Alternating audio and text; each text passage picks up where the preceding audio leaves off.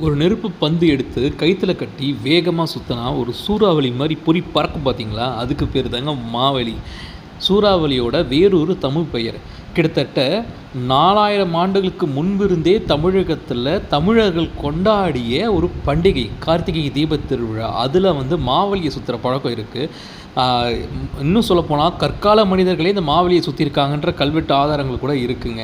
அப்படிப்பட்ட இந்த மாவெளி எப்படி தயாரிக்கிறோம்னா, பனம் பூவ எடுத்து அது பூமியில போட்டு நெருப்பு கொளுத்தி சுட வச்சு, அந்த கரிய எடுத்து இடிச்சு துணியில போட்டு கட்டி, அத வந்து பனம் மட்டையோட அடியில கட்டி மேல வச்சு சுத்துனோம்னா, அப்படியே பொறி பறக்குங்க. இது பார்க்கறதுக்கு ஒரு சூறாவளி மாரியே இருக்கும்.